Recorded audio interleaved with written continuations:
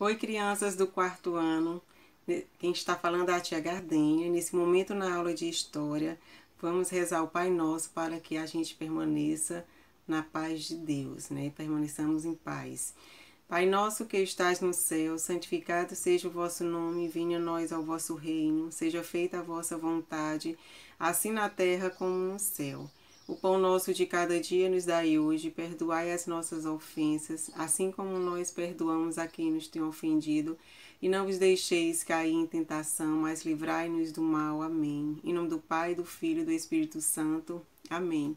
Então, o tema que nós estamos estudando é a população, né? Como se formou a população brasileira. Tem aí muitos caminhos, muitos brasileiros, né? Acompanhe aí na página 148, onde diz que o povo brasileiro ele se formou principalmente a partir de três grandes grupos, né? Populacionais, que são os indígenas, os europeus e os africanos. E esses encontros eles ocorreram, né? Porque os portugueses eles ocuparam o Brasil, quando novos povoados e novas atividades econômicas, né, começaram a surgir. Então, passando aí, vocês ouviram a música sobre os Brases, né, do Brasil, mostrando aí a formação do nosso povo. Eu acredito que vocês leram todas as informações que passava o texto. E seguindo aqui adiante, nós vamos para umas perguntinhas, tá? Então, vamos ver aqui o que diz aqui, né? A escola de samba, que falou sobre a população do Brasil. E essa questão aqui, né? A gente nem trabalhou na aula passada. Por que a canção fala em cada lágrima que rolou, né? Diz que o verso se refere à história de violências praticadas contra diferentes grupos, como os povos indígenas e africanos, né? Tem um destaque muito grande na discriminação, né, desse povo. E como é hoje a situação de indígenas e afrodescendentes no Brasil, né? A gente percebe muito a luta, né, pelos seus direitos, né, por suas terras, né, pela sua liberdade de expressão, que até hoje ainda jorra, né, no meio da população. A cada dia que passa, a gente trabalha muito e acontece muito essa discriminação, tá certo? Então, nós temos que ter muito cuidado com os indígenas afrodescendentes, são os africanos, né, que também vieram aqui, né, no processo de colonização do Brasil. E partindo aí para a página 149, né, dê uma olhadinha aí na página 149, as migrações e a ocupação do território, onde o Brasil ele era um território vazio, né? Quando os portugueses aqui chegaram, já estava ocupado pelos povos indígenas. Então, os colonizadores, eles ocuparam o litoral, obrigando os indígenas a adentrar as matas, afastando-se das costas. Então, à medida que eram desenvolvidas as atividades, né, novas atividades, os colonizadores, né, faziam com que esses indígenas, né, ficassem mais distantes, né, das terras do litoral. E aí, nesses conflitos, os portugueses, muitos indígenas foram mortos ou escravizados. Alguns grupos indígenas sobreviventes foram reorganizados em aldeias por padres portugueses missionários. Então, se você der uma olhadinha aqui no mapa, né, com o Brasil, a ocupação portuguesa lá no século XVI, né, dê uma olhada aí na legenda e tinha as questões que a gente vai nesse momento fazer a correção. Dê uma olhadinha na letra A. O que mudou na ocupação do território brasileiro no século XVI até hoje? As mudanças, como resposta, as regiões do interior foram ocupadas pelos francos colonizadores. E o que é que permanece até hoje? A população continua concentrada no litoral, né? Onde tem as praias. Temos aí a letra B. As vilas e cidades apresentadas no mapa pertencem hoje aos estados que formam o Brasil. Escreva abaixo o nome deles. Olhem aí, não precisa estar na sequência, mas olha se vocês escreverem essas palavrinhas. Rio Grande do Norte, Pernambuco, Bahia, Espírito Santo, Rio de Janeiro e São Paulo. Só repetindo, se vocês deram uma olhadinha no mapa. Rio Grande do Norte, né? Fica aqui, ó. Deixa eu dar só uma voltinha aqui. Né? Começa daqui, viu? Ó. Daqui, né? Você vai seguindo aqui, encontrou essas regiões, tá? Rio Grande do Norte, Pernambuco, Bahia, Espírito Santo, Rio de Janeiro e São Paulo, né? A nossa região Nordeste, viu? Passando mais adiante, a gente vai chegar na página 150, né? A gente viu aí a importância da cana-de-açúcar, que foi a primeira... Deixa eu passar aqui mais centrado para vocês, né? A primeira atividade econômica desenvolvida para ocupar o território foi o cultivo da cana-de-açúcar para a produção de açúcar, e essa atividade se concentrava perto de pequenos portos no litoral. Então, a mercadoria ela podia ser transportada com facilidade dos engenhos até os navios que a levariam para a Europa.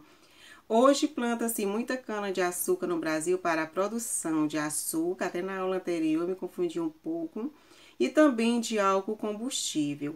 O país ele produz para si e para exportação, sendo hoje responsável por mais da metade do açúcar comercializado no mundo. Aí segue aqui logo embaixo, a gente vê aí a cana-de-açúcar, né? Vê o processo de desenvolvimento, né? Que não estão mais iguais. Se vocês olharem aqui essas duas imagens, né? Essa daqui ela está totalmente diferente dessa aqui que já está mais industrializada, certo? Então, seguindo aí a questãozinha da página 150... Discuta as questões a seguir em dupla e responda, né? O que a gente não está fazendo nesse momento, mas eu acredito que vocês estão fazendo aí com alguma pessoa ajudando. Quais são as semelhanças entre os engenhos do século passado e as usinas de hoje? Como resposta, todas produzem açúcar a partir da cana-de-açúcar. Repetindo, todas produzem açúcar a partir da cana-de-açúcar. Quais são as diferenças? A usina hoje é toda mecanizada e produz álcool combustível. Ponto continuando. No engenho, o trabalho era feito pelos negros escravizados e por animais. Essa é a diferença, a industrialização chegou, certo? Partindo aí para a página 151, se vocês deram uma olhadinha aí, observe os mapas abaixo e responda as questões com relação à nossa economia, né? A economia brasileira, né? Se você olhou aí as legendas, né? Tem qual é a produção, né? Sempre seguem aí olhando a legenda, trabalhar com mapas. Terceira questão, quais atividades econômicas surgiram no território brasileiro entre o século XVII e o século XVIII? Como resposta, as principais atividades que surgiram foram a extração de pau-brasil e cana-de-açúcar, pecuária, mineração, drogas do sertão e produção de algodão. Seguindo aí a quarta questão, como resposta pessoal, quais atividades econômicas havia em seu estado no século XVIII? Vamos ver se foi igual a que vocês colocaram. Deixa eu dar uma olhadinha em algumas atividades. O cultivo do algodão, a produção do café e a pesqueiras e pecuária de subsistência. O que é a pecuária de subsistência? Aquela que planta para a família se alimentar, né, sem adquirir lucro, né, econômico, tá bom? Essa seria aí a terceira e a quarta questão. Partindo para a página 152, a colonização interior adentro. Eu acredito, né, a colonização interior adentro era a busca de melhores condições, né, de... Quanto mais eles encontravam riquezas no Brasil, mais existia essa exploração. Então, como o interior do território brasileiro começou a ser ocupado pelos colonizadores, né? Primeiro com a pecuária, onde eles trouxeram o gado bovino, né? Para fornecer alimento, transporte e a força que movia as moendas, os engenhos. Então, como os seus animais eles eram criados soltos nas fazendas, né? Eles começaram a comer essa plantação. Aí houve-se a necessidade de colocá-los, né, mais distante. Então, o gado passou a ser criado em fazendas no Vale do Rio São Francisco, no interior da Bahia e de Pernambuco. Então, muitas dessas fazendas deram origem às vilas, que hoje já são cidades, né? O processo já está bem desenvolvido. Então, dê uma olhadinha aí na imagem, né? Estou fazendo aqui nesse momento a correção. Acho muito bonita essas imagens aí, né, da nossa história. Responda em seu caderno. Letra A. Para que serviu o gado bovino? Resposta. Para alimentação, transporte de carga e para movimentar as moendas dos engenhos. Letra B. Descreva a cena representada na gravura. Homens descarregando a cana-de-açúcar no carro de boi. E temos aí a letra C. Você sabe como é feito o transporte de cana-de-açúcar hoje em dia? Como resposta, em carretas puxadas por trator, em caminhões, certo? Seria como resposta. E não foi só a criação de gado que fez, né, que levou os colonizadores portugueses aqui para a ocupação do território brasileiro, não. Né? A ocupação também do interior se deu também com a partir da cidade de São Paulo, fundada em 1554. Ali utilizava-se a mão de obra indígena nas plantações de arroz, trigo e outros produtos. Então, desde a sua chegada, os portugueses eles queriam escravizar os índios para servirem de mão de obra e acreditava que havia ouro, prata e metais preciosos nas terras brasileiras. Então, as exportações elas saíram da vila de São Paulo para procurar essas riquezas e se aventuravam pelo interior. Né? Então, essas expedições elas chamavam de bandeiras e quem participava dessas bandeiras eram os bandeirantes, e que eram formados de portugueses, indígenas e mamelucos. Né? O que é esse mamelucos, como foi falado?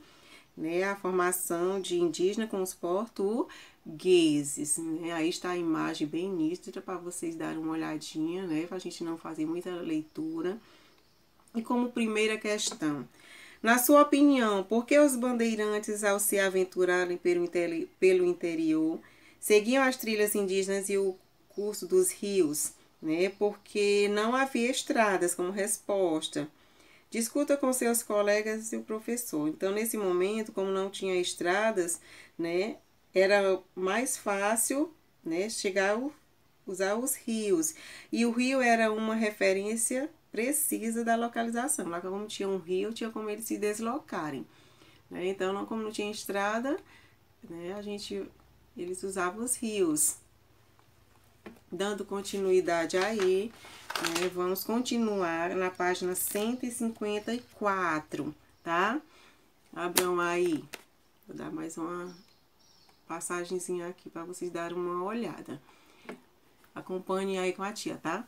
Os bandeirantes, eles ficavam muito tempo no sertão. Né? Então, nesse período, eles abriam muitos caminhos, novos caminhos em busca de ouro.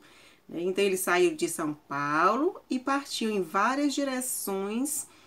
E, além do ouro, os bandeirantes se interessavam também pela captura de indígenas para escravizar. Então, como os bandeirantes ficavam muito tempo no sertão, né? Eles abriam novos caminhos. Né? Se não tinha ouro num lugar, eles iam atrás de outro. E, além disso, eles pegavam os índios, né? Capturavam os coitados dos índios. Os povoados fundados pelos bandeirantes contribuíram para aumentar o tamanho da colônia portuguesa no Brasil, que ultrapassou o limite da América Portuguesa. Então, aí os caminhos dos bandeirantes, por onde eles passavam, certo? Aqui o textozinho, vou ler todinho, tá? Expedições lançaram-se pelo sertão, aí passando meses e às vezes anos, em busca de indígenas a serem escravizados em metais preciosos. As bandeiras tomaram uma série de direções. Então, vamos ver quais são os lugares. Depois vocês vão encontrar esses lugares aí no mapa abaixo, tá? E vão dar até um título aí.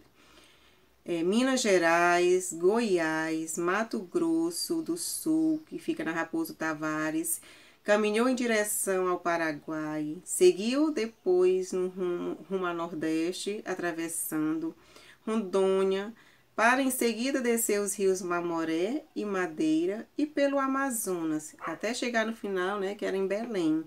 Então, depois cheguem aí as atividadezinhas, viu? Vocês vão fazer aí no mapa, ó, o caminhozinho desses lugares, né?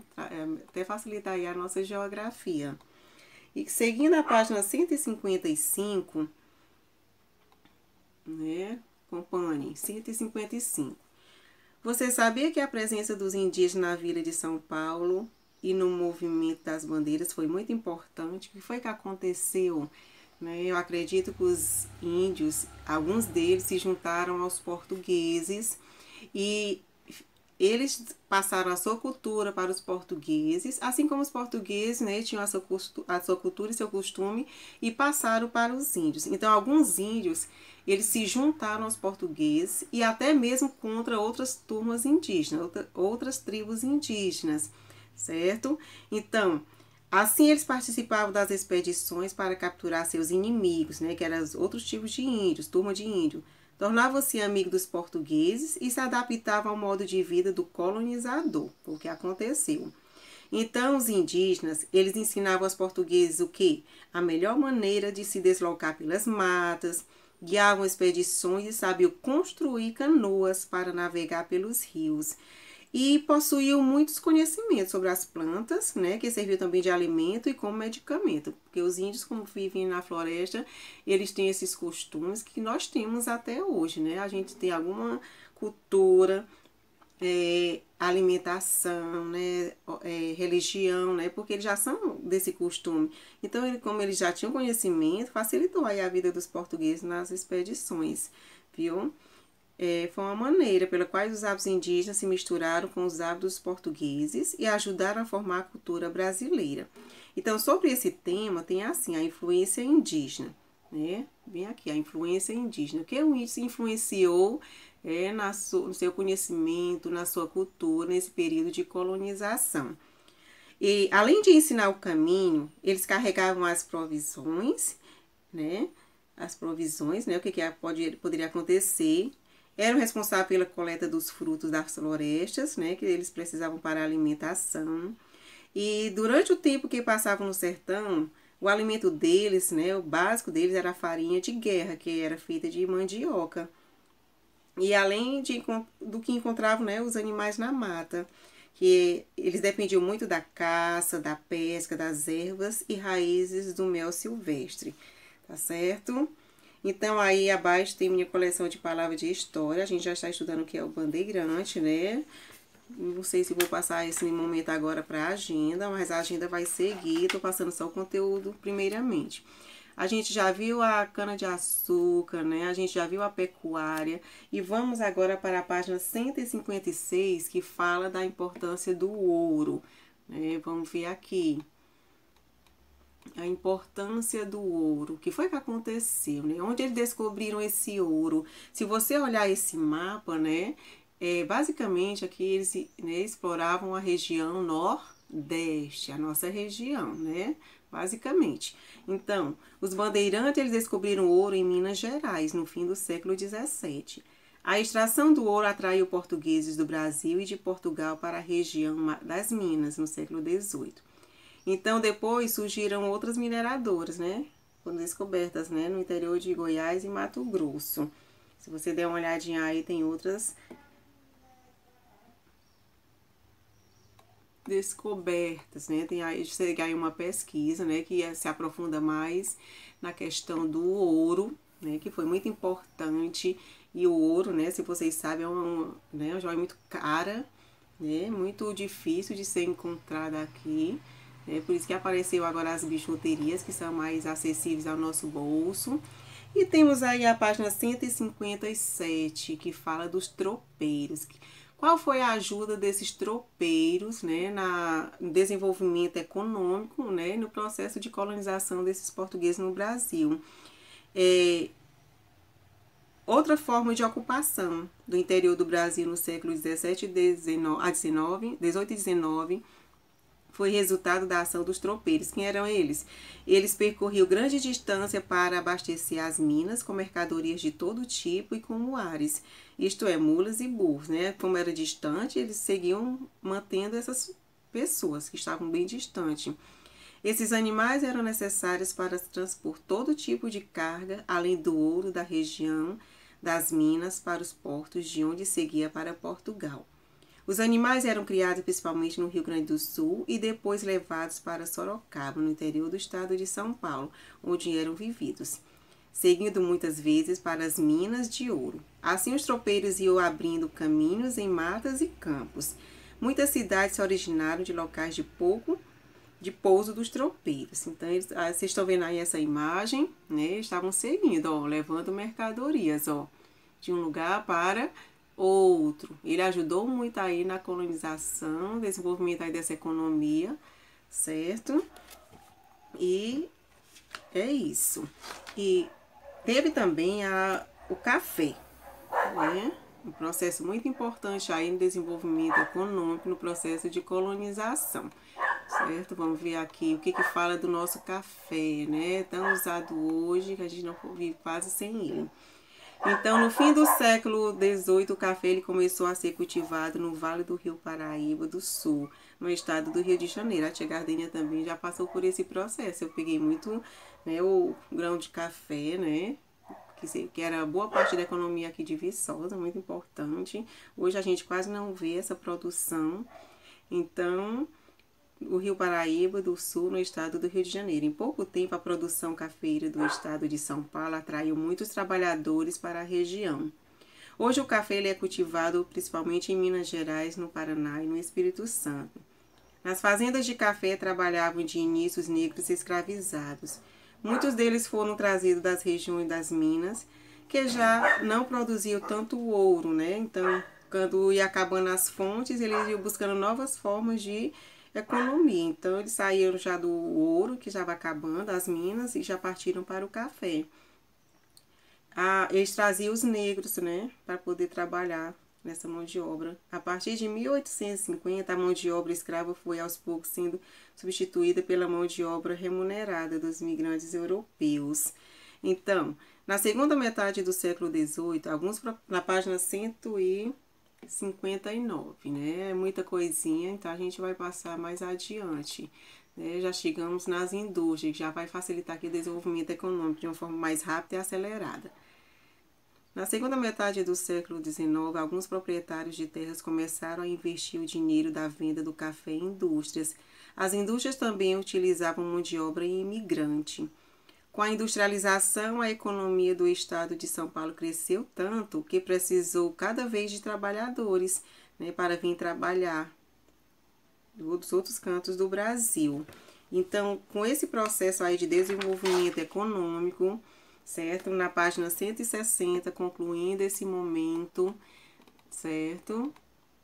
Vamos ver aqui na página 160. Vou voltar aqui só um pouquinho.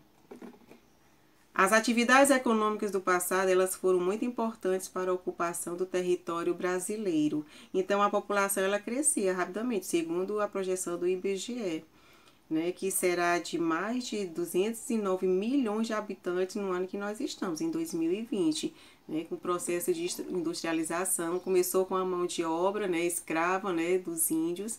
Nesse processo de desenvolvimento, em busca de melhores riquezas, chegamos na indústria, né, que hoje vocês sabem que é um processo de desenvolvimento muito rápido, muito acelerado, né?